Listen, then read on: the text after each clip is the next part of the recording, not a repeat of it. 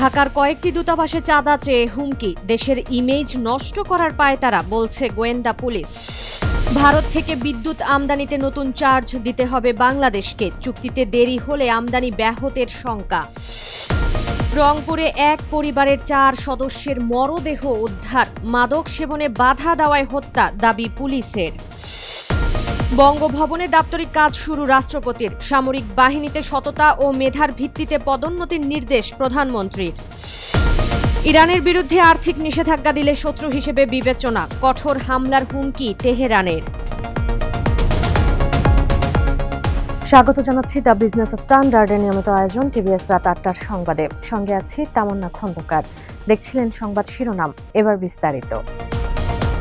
ঢাকায় অবস্থিত কয়েকটি দূতাবাসে ইমেইলের মাধ্যমে চাঁদা চেয়ে হুমকি দেওয়া হয়েছে। এটি একটি ভুয়া গ্রুপের কাজ বলে জানিয়েছেন ঢাকা মহানগর গোয়েন্দা পুলিশের প্রধান অতিরিক্ত কমিশনার মোহাম্মদ শফিকুল ইসলাম।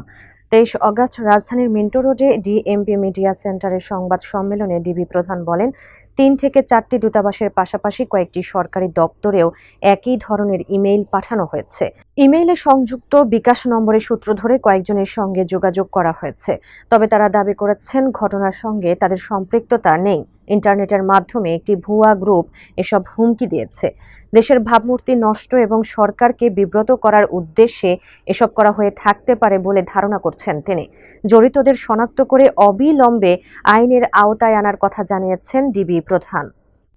ভারত থেকে বিদ্যুৎ আমদানিতে নতুন করে চার্জ দিতে হবে বাংলাদেশকে। প্রতি ইউনিট বিদ্যুতের জন্য এই চার্জ নির্ধারণ করা হয়েছে 0.005, অর্থাৎ আধা পয়সা ভারতীয় রুপি। বিদ্যুতের মূল দামের বাইরে গ্রিড পরিচালনা, মিটারিং ও আন্তঃসীমান্ত বিদ্যুৎ লেনদেনের হিসাব নিকাশের খরচ হিসেবে এই অর্থ দিতে হবে। এ বিষয়ে ভারতের এনভিভিএন ও বাংলাদেশের বিদ্যুৎ উন্নয়ন বোর্ডের মধ্যে চুক্তি সইয়ের উদ্যোগ নেওয়া হয়েছে। গত 18 অগস্ট এ বিষয়ে অর্থ বিভাগের মতামত চেয়েছে বিদ্যুৎ বিভাগ। কর্মকর্তারা জানান, ভারত শুরুতে প্রতি ইউনিটে 1 পয়সা চার্জ চাইলেও দর কষাকষির পর তা আধা পয়সায় নামানো হয়েছে। তবে চুক্তি সইয়ে দেরি হলে ভারত থেকে 1160 মেগাওয়াট বিদ্যুৎ আমদানি ব্যাহত হওয়ার আশঙ্কা রয়েছে। নেপাল ও ভুটানও ভারতের সঙ্গে বিদ্যুৎ বাণিজ্যে একই হারে এসএনএ চার্জ দিয়ে থাকে। রংপুর নগরের কামালকাছনা এলাকার মাছুয়াপাড়ায় একই পরিবারের 4 সদস্যকে হত্যার ঘটনায় 2 তরুণকে আটক করেছে পুলিশ। মাদক সেবনে বাধা দেওয়ায় পরিকল্পিতভাবে তাদের হত্যা করা হয়েছে বলে জানিয়েছে পুলিশ। আটক দুজন হলেন 19 বছর বয়সী সিদ্ধার্থ দাস ও 23 বছর বয়সী মুগ্ধ দাস। পুলিশ জানায়, গত 20 অগস্ট রাতে নিহত রংপুর জিলা স্কুলের সাবেক শিক্ষক গণপতি চক্রবর্তীর নির্মাণাধীন বাড়ির ছাদে ইয়াবা সেবন করছিলেন তারা। এ সময় গণপতি বাধা দিলে তাকে গামছা পেঁচিয়ে হত্যা করা হয়। পরে তার স্ত্রী প্রীতিলতা, মেয়ে আগামী ও 13 বছরের ছেলে আউশকেও হত্যা করা হয়। পুলিশের দাবি, ঘটনা ভিন্ন খাতে নিতে ঘরের জিনিসপত্র ছড়িয়ে ডাকাতির নাটক সাজানো হয়। আটক দুজনকে জিজ্ঞাসাবাদে হত্যার দায় স্বীকারের কথা জানিয়েছে পুলিশ। তাদের দেখানো জায়গা থেকে লুট হওয়া স্বর্ণালংকারও উদ্ধার করা হয়েছে। বঙ্গভবনে দাপ্তরিক কার্যক্রম শুরু করেছেন নবনির্বাচিত রাষ্ট্রপতি মির্জা ফখরুল ইসলাম আলমগীর। 23 অগস্ট বেলা 11টার দিকে বঙ্গভবনে পৌঁছালে তাকে গার্ড অব অনার দেওয়া হয়। পরে রাষ্ট্রপতি তার কার্যালয়ে বসে দাপ্তরিক নথিতে এবং পরিদর্শন বইয়ে স্বাক্ষর করেন। এদিকে সামরিক বাহিনীর কর্মকর্তাদের পদোন্নতিতে রাজনৈতিক মতাদর্শ বা ব্যক্তিগত পছন্দকে গুরুত্ব না দেওয়ার নির্দেশ দিয়েছেন প্রধানমন্ত্রী তারেক রহমান।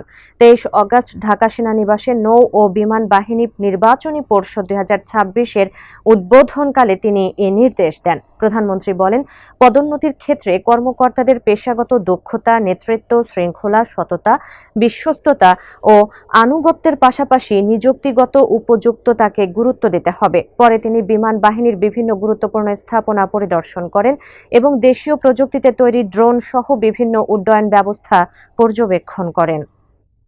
ইরানের বিরুদ্ধে যুক্তরাষ্ট্রের আর্থিক নিষেধাজ্ঞায় কোনো দেশ যোগ দিলে তাকে শত্রু হিসেবে বিবেচনা করা হবে বলে হুঁশিয়ারি দিয়েছে তেহরান। এমন দেশের বিরুদ্ধে পাল্টা আঘাত করা হবে বলেও সতর্ক করেছেন ইরানের জাতীয় নিরাপত্তা কাউন্সিলের সেক্রেটারি মোহসেন রেজাই। 22 অগস্ট রাষ্ট্রীয় সম্প্রচার মাধ্যম IRIB-কে দেওয়া সাক্ষাৎকারে তিনি বলেন, ইরান বিশ্বের সব দেশ, বিশেষ করে প্রতিবেশীদেরকে যুক্তরাষ্ট্রের ঘোষিত অর্থনৈতিক যুদ্ধে যোগ না দেওয়ার আহ্বান জানাচ্ছে। কোনো দেশ নিষেধাজ্ঞা আরোপে অংশ নিলে প্রথমে আলোচনার মাধ্যমে তাদের সরে আসতে বলা হবে। তাতে কাজ না হলে ওই দেশের স্বার্থ সংশ্লিষ্ট সম্পদের ওপর হামলা চালানো হবে। এর আগে মার্কিন প্রেসিডেন্ট ঘোষণা দিয়েছিলেন, ইরানের সঙ্গে যদি কোনো দেশ ব্যবসা করে তাহলে সেই দেশকে কঠোর আর্থিক শাস্তি দেবে যুক্তরাষ্ট্র।